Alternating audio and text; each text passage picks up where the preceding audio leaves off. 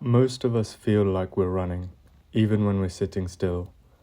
There's a quiet pressure in the background of our lives, a sense that we should be moving faster, deciding sooner, becoming something already. And when we slow down, even briefly, something uncomfortable appears.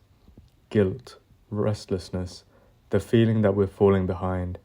But rarely do we stop to ask a simple question. What are we actually rushing towards? Imagine this. You're standing on a moving walkway at an airport. It's already carrying you forward, but most people are still walking. Some are almost jogging. They're not late, they're not being chased. They're just used to moving faster than necessary. Life often feels like that walkway. Time is already moving, but we add speed anyway. From a young age, we're taught that progress is always good. Faster learning, faster growth, faster results. We celebrate efficiency, we praise hustle, we reward urgency. But speed is a tool, not a value. And when speed becomes a value, we stop asking where we're going. Think about the last time you felt truly rushed. Maybe it was a deadline, or a decision you felt pressured to make, or the sense that everyone else was ahead of you. In those moments, did you feel clear, or did you feel narrow? Rushing doesn't expand our thinking, it compresses it. When we rush, we don't choose better, we choose faster. There's an old idea that says wisdom requires distance. Distance from emotion, distance from noise, distance from urgency.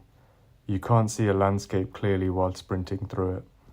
Yet many of us are running through our lives, hoping clarity will appear along the way. Consider how often later is treated like a threat. I'll rest later. I'll think about it later. I'll enjoy this later. Later becomes a reward we promise ourselves for surviving the present. But what if later never arrives the way we imagine it? What if simply it turns into another version of now, just as busy, just as loud, just as rushed? We often assume that if we reach the next milestone, the pace will slow down. After the degree, after the job, after the move, after the success. But speed has a way of following us, because the real engine of rushing isn't external pressure, it's internal. It's the belief that where you are isn't enough, that who you are isn't finished, that stillness must be earned. So we rush not because we're late, but because we're uncomfortable being here. There's a quiet irony in all of this.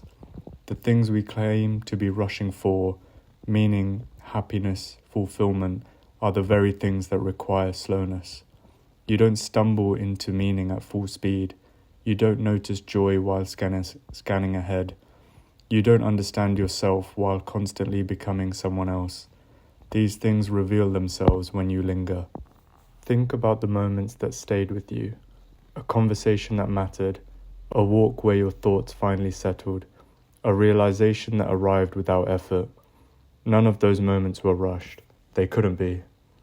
Slowing down doesn't mean giving up ambition. It doesn't mean doing less or becoming passive. It means choosing direction over velocity. It means asking, is this movement intentional or just habitual? Here's a simple exercise. The next time you feel rushed, pause and ask yourself, if I arrive faster, what exactly will be waiting for me? Not in theory, but in reality. Will it be peace or just the next thing demanding attention? Sometimes rushing is useful, but often it's just momentum pretending to be purpose. A momentum, left unquestioned, can carry you very far from yourself. You don't need to stop moving, but you might need to stop sprinting. You might need to walk long enough to notice where you are and whether this direction still makes sense. So the question isn't, how do I move faster? It's quieter than that. What am I rushing toward, and why does it feel so urgent? You don't have to answer right now. Just notice what comes up when you slow down enough to ask.